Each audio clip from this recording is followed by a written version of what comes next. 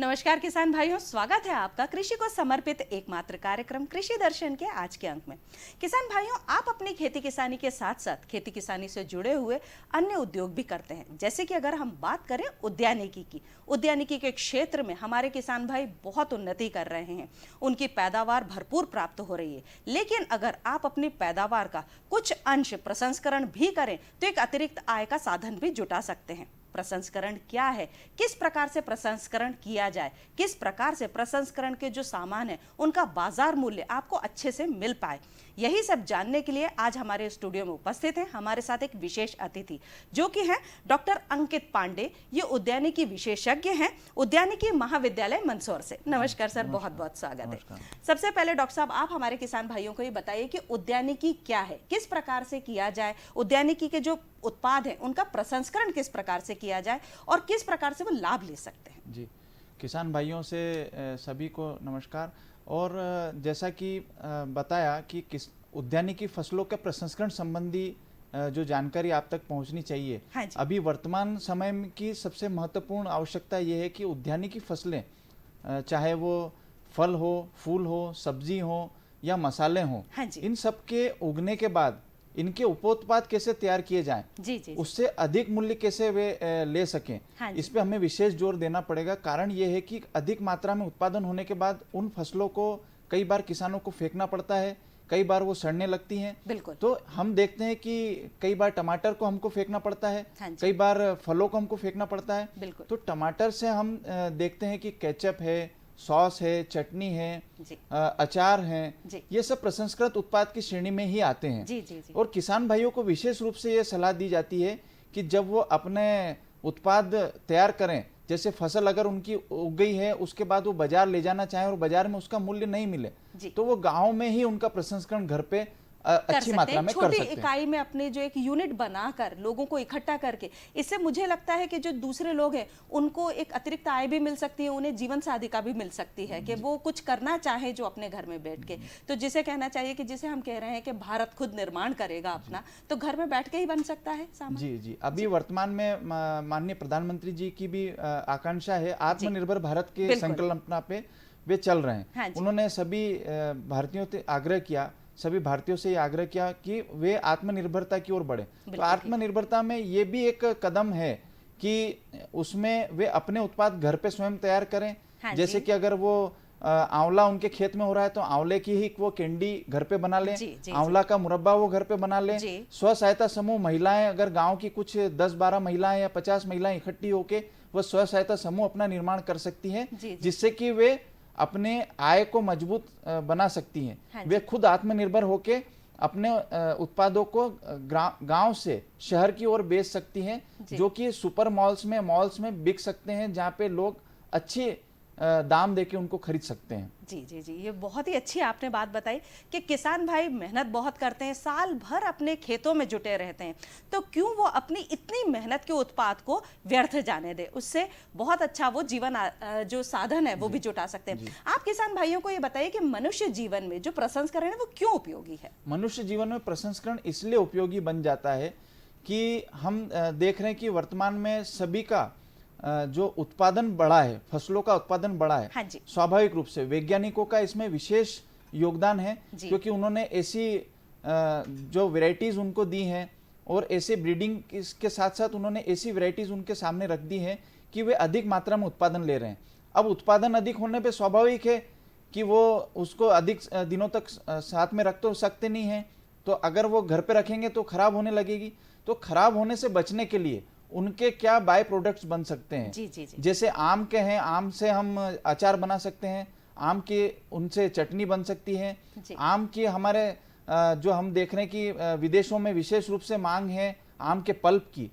साथ में संतरा जो विशेष रूप से हमारे मंदसौर और मालवा रीजन में पैदा हो रहा है, वहां पे हम देख रहे हैं कि संतरे की जो जूसेस हैं, रेडी टू सर्व जूसेस काफी मात्रा में लोगों की विशेष मांग है।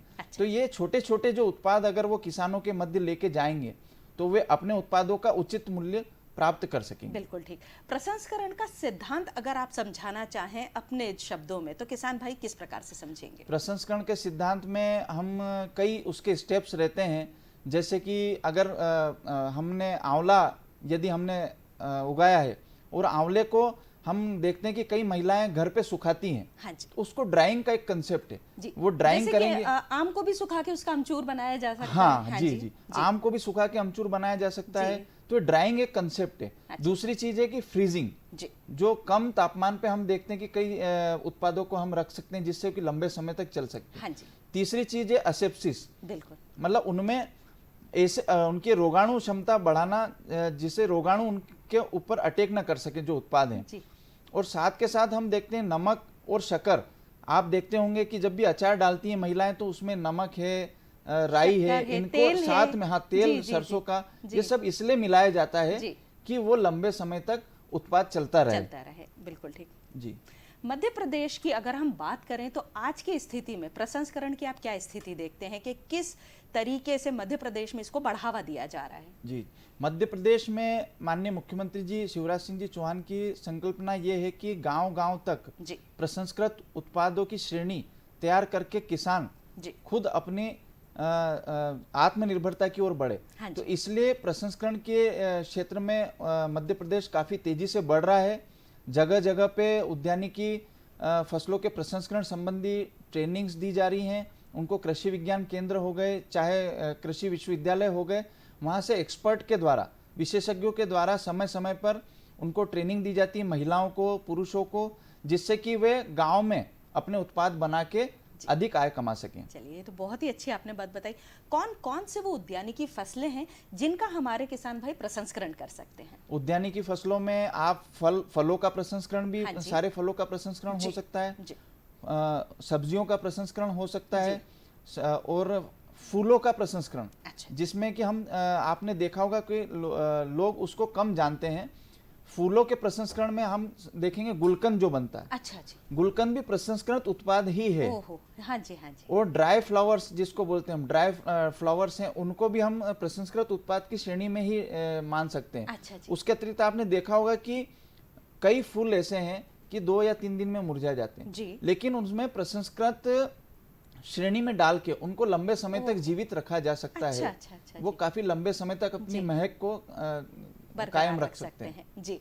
अगर हमारे किसान भाई ये जानना चाहें कि जैसे मान लीजिए कि कोई किसान भाई है जो हमारा प्रोग्राम देख रहा है, अब उसके मन में प्रसंस्करण करने की विधि समझना हो या प्रसंस्करण की इकाई किस प्रकार से लगाई जाए, तो ये सब कहाँ से सीखेंगे वो? प्रसंस्करण संबंधी इकाई लगाने के लिए उसको टेक्निकल सपोर्ट अगर मिलता है तो वो शासन और विश्वविद्यालय, शासन के अंतर्गत ही विश्वविद्यालय आते हैं, वहाँ पे कृषि विज्ञान केंद्र है और फूड एंड टेक्नोलॉजी के सेंटर्स हैं, फूड टेक का कॉलेज है, वहाँ पे आके वो टेक्निकल सपोर्ट ले सकते हैं। उसके बाद वो उद्योग विभाग से और उद्यानिकी एवं खाद्य प्रसंस्करण विभाग के माध्यम से वे नीचे की जो चीजें हैं उनको, यदि कोल्ड स्टोरेज लगाना है, यदि उनको कोई इकाई लगानी है, तो उनको फाइनेंशियल सपोर्ट अपने उद्यानिकी एवं खाद्य प्रसंस्करण विभाग और उद्योग विभाग, इनके सामंजस्य से वो प्राप्त करके आगे के लिए वो बढ़ सकता है, जिससे कि आत्मनिर्भरता की ओर बढ़ेगा। जी। कुछ किसान भाइयों के लिए लोन की भी व्यवस्था है। अगर किसान भाई के पास है ही नहीं कि एक छोटी सी एक आय हो, मतलब उनके पास अगर पहले से लोन उपस्थित हो, अगर सरकार देना चाहे तो वो उसका पता कैसे चलेगा? सरकार अगर सरकार इस क्षेत्र में विशेष रूप से रुचि ले रही है जी। और सरकार चाह रही है कि लोग अधिक से अधिक अपने आत्मनिर्भरता की ओर बढ़े, इसलिए लोन की जो प्रक्रिया है वो केंद्रीकृत बैंकें जितनी भी हैं वो जिला पंचायत, उद्यानिकी विभाग और उद्योग विभाग, इनके समन्वय से जो समय समय पर टारगेट जो उनको दिए जाते हैं वो वहां पहुंच के विभाग में पता करके, और जो ग्रामीण क्षेत्र में उद्यानिकी विस्तार अधिकारी है, ग्राम विस्तार अधिकारी है, उनसे समय समय पर जानकारी लेके वो लोन की प्रक्रिया को समझ सकते हैं। डॉक्टर साहब, अगर हमारे किसान भाई ये जानना चाहें कि जैसे कि अचार के एक प्रोसेस है, मुरब्बा है या और दूसरी चीजें, तो उसमें आप जैसे जो वैज्ञानिक हैं उनका क्या महत्व है? महत्व, जैसे किसान तो खुद अपने आप में एक कर्मशील इंसान रहता है, वो हमसे ज्यादा समझता है क्योंकि बरसों बरस पीढ़ियों से वो कार्य करता आ रहा है। लेकिन वर्तमान में वैज्ञानिक युग के महत्व को देखते हुए उनको रोगाणुओं, कीटाणुओं, इनके बारे में बताने के लिए विशेषज्ञों का महत्व इसलिए बढ़ जाता है, जिससे कि वो सही समय पे कब उनके उत्पाद को लेना, कब कितने तापमान पे उनका निस्तारण करना, कितने तापमान पे उस तेल को या अचार को या जिस हम बोल सकते हैं ड्राइंग के लिए कितने तापमान पे उसको सुखाना है जिससे कि उस उत्पाद की जो बोलते क्वालिटी बनी रहे इसके लिए समय समय पे जो वैज्ञानिक और विशेषज्ञ हैं उनको सलाह देने के लिए कृषि विज्ञान केंद्र राजमाता विजयराजे सिंधिया कृषि विश्वविद्यालय के कृषि विज्ञान केंद्र जितने भी हैं, जवाहरलाल नेहरू कृषि विश्वविद्यालय के जितने भी कृषि विज्ञान केंद्र हैं और उसके अंतर्गत आने वाले जितने भी महाविद्यालय हैं वहाँ कृषि विशेषज्ञ आपकी सेवा में 24 घंटे उपलब्ध हैं। अरे वाह, क्या बात है। किसान भाइयों, हमारी चर्चा जारी रहेगी, लेकिन अभी रुकते एक छोटे से ब्रेक के लिए।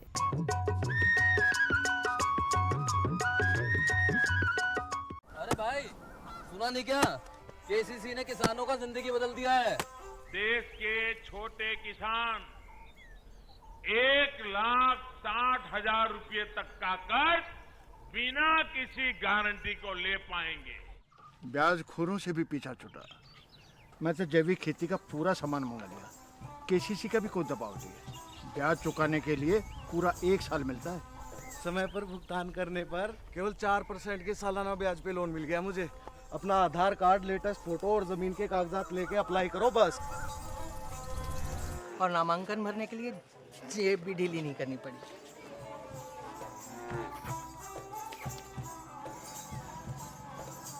चाचा, उधार चुकाने के 24 घंटे के बाद उतने ही पैसे वापस निकाल सकते हैं। केसीसी ने किसानों की जिंदगी वाकई बदल दी है। तो आप भी किसान क्रेडिट कार्ड अपनाएं और सहजता से ऋण पाएं। अरे सुन तो।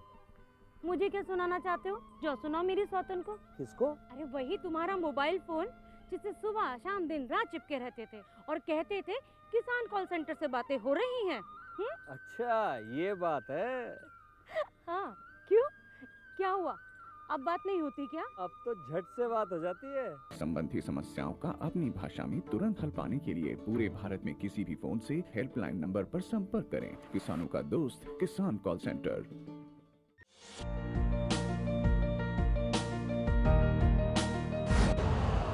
यूरिया का स्वदेशी उत्पादन 70 लाख टन बढ़ाने के लिए 6 उर्वरक संयंत्रों का उद्धार किया जा रहा है।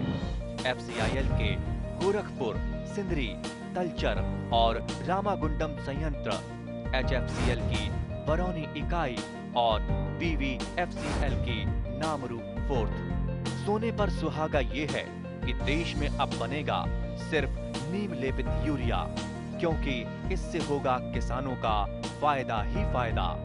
अनाज का उत्पादन 10% तक बढ़ेगा। बढ़ेगी 10 से 15% नाइट्रोजन क्षमता।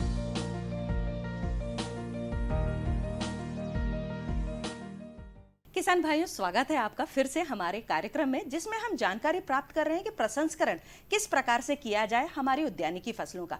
डॉक्टर साहब, अभी जो हमने बात की उसी संदर्भ में अगर कोई छात्र ये जानना चाहे कि मेरे जीवन में के आगे स्कोप क्या है, मैं अगर ये प्रसंस्करण का अध्ययन करूं तो आगे वो किस प्रकार से पढ़ सकता है, क्या स्कोप है उसके जीवन के लिए? ये छात्रों के लिए बहुत ही अपॉर्चुनिटी वाला, ये करियर पॉइंट ऑफ व्यू से बहुत ही अच्छा क्षेत्र है जी। क्योंकि इसमें पोस्ट हार्वेस्ट मैनेजमेंट एक सब्जेक्ट जो रन होता है इंडियन इंस्टीट्यूट IRI में भी होता है। अच्छा। और जो प्रीमियम इंस्टीट्यूट है अपने भारत का जी। और साथ में जो जितने भी एग्रीकल्चर यूनिवर्सिटीज हैं वहाँ पे फूड टेक के कॉलेज हैं, साथ के साथ प्रोसेसिंग के भी कॉलेजेस हैं जी।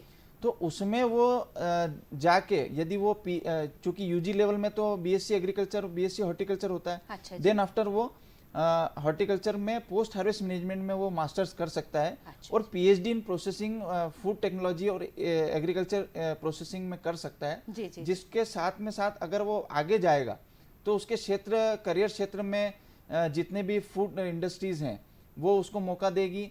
और विभाग में भी कई समय समय पे पद निकलते रहते हैं जो कि विशेष रूप से प्रसंस्कृत श्रेणी के वैज्ञानिकों के लिए ही रहते हैं।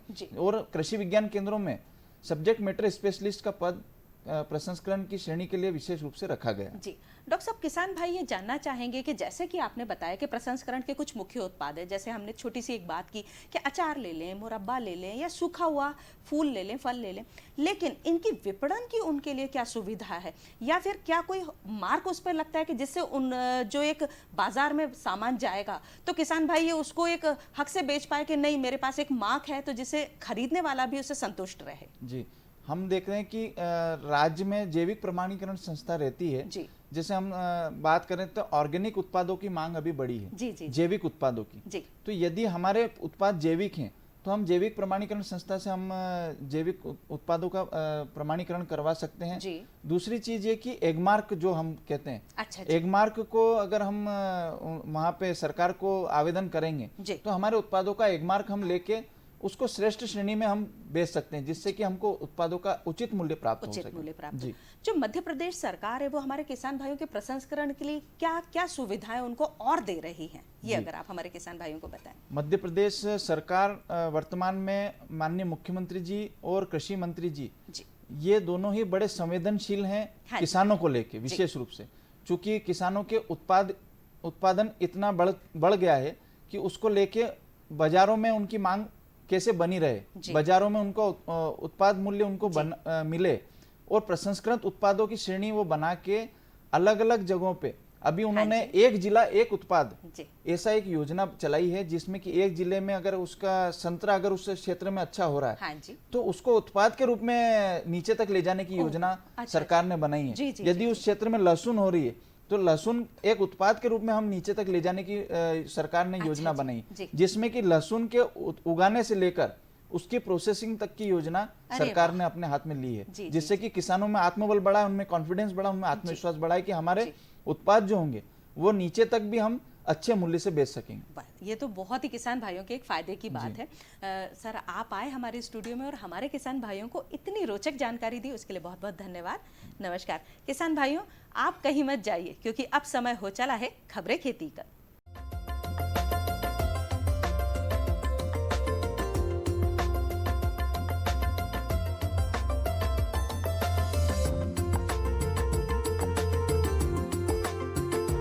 नमस्कार किसान भाइयों, खबरें खेती के में आपका बहुत स्वागत है। सबसे पहले एक नजर कृषि से जुड़े आज के मुख्य समाचारों पर। 58% बढ़ा दलहन उत्पादन, कृषि ओपीडी का शुभारंभ, समन्वित कीट प्रबंधन के उपाय, ग्रीष्मकालीन भिंडी की खेती और पशुओं को दुग्ध ज्वर से बचाएं। दलहन उत्पादन के मामले में भारत आत्मनिर्भरता की ओर तेजी से बढ़ रहा है। दलहनी फसलों का न्यूनतम समर्थन मूल्य पिछले 5-6 वर्षों में बढ़ने से किसानों ने दलहन उत्पादन बढ़ाने में दिलचस्पी ली है। वर्तमान में 232 लाख टन दलहन उत्पादन देश में हो रहा है, जो 5 वर्ष पूर्व केवल 170 लाख टन था। इन 5 वर्षों के दौरान देश में विभिन्न दलहनी फसलों का उत्पादन 58% बढ़ा है। जैसे जैसे सरकार ने दलहनी फसलों जैसे अरहर, चना, मसूर, मूंग, उड़द इत्यादि का न्यूनतम समर्थन मूल्य बढ़ाया, वैसे ही दलहनी रकबा बढ़ता गया। 10 वर्ष पूर्व 24 लाख हेक्टेयर में बोई जाने वाली दलहनी फसलों का रकबा अब बढ़कर 130 लाख हेक्टेयर हो गया है। कृषि ओपीडी का शुभारंभ। जवाहरलाल नेहरू कृषि विश्वविद्यालय स्थित कृषि विज्ञान केंद्र जबलपुर द्वारा किसानों की फसलों के तुरंत उपचार हेतु किसान कल्याण तथा कृषि विकास मंत्री कमल पटेल द्वारा कृषि ओपीडी का शुभारंभ किया गया। इस मौके पर श्री पटेल ने कहा कि कृषि ओपीडी के माध्यम से किसानों की आय में वृद्धि हेतु रबी, खरीफ व जायद मौसम में उगाई जाने वाली फसलों में कीट व्याधि से होने वाले नुकसान को कम करने में मदद मिलेगी। साथ ही मिट्टी की जांच, फल फूल सब्जी उत्पादन की जानकारी, पशुपालन, बकरी पालन, मुर्गी पालन व मछली पालन की जानकारी के साथ ही कृषि नवाचार व कृषि उद्यमों को बढ़ावा देने हेतु केंद्र के वैज्ञानिक यहां उपलब्ध रहेंगे। समन्वित कीट प्रबंधन के उपाय। फसलों को कीट व्याधियों से बचाने के लिए समन्वित कीट प्रबंधन अपनाना अत्यंत आवश्यक है। इसके लिए ग्रीष्मकालीन गहरी जुताई खेतों की करें ताकि भूमि में निष्क्रिय पड़े कीट एवं उनकी हानिकारक अवस्थाएं धूप द्वारा मर जाएं। देरी से बोई फसल पर कीट का प्रकोप ज्यादा होता है। कीट के प्रकोप में कमी हेतु अंतर्वर्ती फसल के रूप में अलसी, गेहूं, जौ, सरसों, धनिया बोएं। सघन या कम दूरी पर बोई फसल पर प्रकोप ज्यादा होता है। कतार से कतार की दूरी कम से कम 30 सेंटीमीटर रखना चाहिए। पक्षियों के बैठने हेतु 3 से 5 फीट ऊंचाई की खूंटियां लगभग 45 से 50 प्रति हेक्टेयर लगाएं। चने के खेत में फूल आने के पूर्व फसल के मध्य परभक्षी पक्षियों जैसे काली मैना, नीलकंठ, बगुला, टिटहरी को आकर्षित कर बैठने हेतु खूंटियां लगाएं। खेत में प्रकाश प्रपंच जिसमें 125 मरकरी वेपर लैंप लगाएं। खेतों में फेरोमोन ट्रैप का प्रयोग करें। प्रति हेक्टेयर 10 से 15 की दर से तथा प्रत्येक 15 दिन में इसका ल्योर बदलें। इल्ली का आक्रमण होने पर एनपीवी का 250 LE का 500 लीटर पानी में घोल बनाकर प्रति हेक्टेयर के हिसाब से छिड़काव करें। अंडा परजीवी ट्राइकोग्रामा 50,000 से 1 लाख अंडे प्रति हेक्टेयर के हिसाब से 15 दिन के अंतराल पर उपयोग करें एवं इनका संरक्षण करें। ग्रीष्मकालीन भिंडी की बुआई समतल क्यारियों एवं मेड़ों पर करनी चाहिए। गर्मी के दिनों में अगेती फसल लेने के लिए बीजों को बुआई से पूर्व 12 से 24 घंटे तक पानी में डुबाकर एवं छाया में थोड़ी देर सुखाकर बुआई करने से अच्छा एवं शीघ्र अंकुरण होता है। बुआई से पहले बीजों को थायरम नामक कवकनाशी दवा 2.5 से 3 ग्राम प्रति किलोग्राम बीज दर से उपचारित कर 2.5 से 3 सेंटीमीटर गहराई पर बोना चाहिए। ग्रीष्मकालीन भिंडी की फसल को कतार से कतार 30 सेंटीमीटर तथा पौधे से पौधे की दूरी 15 सेंटीमीटर रखनी चाहिए। बीज जिनकी अंकुरण क्षमता 65% या उससे अधिक हो का चयन करना चाहिए। भिंडी की उन्नत किस्में पूसा सावनी, परभनी, क्रांति, उन्नत, हिसार, पूसा मखमली, काशी प्रगति एवं काशी विभूति 12 से 15 किलोग्राम बीज प्रति हेक्टेयर प्रयोग करने से अधिकाधिक उत्पादन लिया जा सकता है। दुग्ध ज्वर को मिल्क ज्वर भी कहते हैं। यह अत्यधिक मात्रा में दूध देने वाले डेयरी पशुओं में प्रसव के 48 घंटे बाद देखने को मिलती है। यह बीमारी कैल्शियम की कमी से होती है। इसका मुख्य कारण यह है कि जन्म से पहले पशु के आहार में कैल्शियम का अभाव एवं प्रसव के बाद अत्यधिक मात्रा में दूध निकाल लेने से कैल्शियम की मात्रा शरीर में अचानक ही कम हो जाती है, जिससे पशु मूर्छित होकर जमीन पर गिर जाता है। इसके प्रमुख लक्षण हैं पशु बेचैन हो जाता है, कांपना एवं लड़खड़ाना, मांसपेशियों में कंपन होने से पशु खड़े होने में असमर्थ हो जाता है, पलकें झुकी झुकी और आंखें निस्तेज सी दिखाई देती हैं, मुंह सूखा हुआ, तापमान सामान्य रहता है, पशु सीने के सहारे जमीन पर बैठता है और गर्दन को मोड़ लेता है। इसके उपचार हेतु पशु को कैल्शियम का घोल पिलाएं, साथ ही विटामिन के इंजेक्शन कैल्शियम के साथ दिए जाने चाहिए। तो किसान भाइयों, खबरें खेती की में आज बस इतना ही। आप देखते रहिए दूरदर्शन। नमस्कार।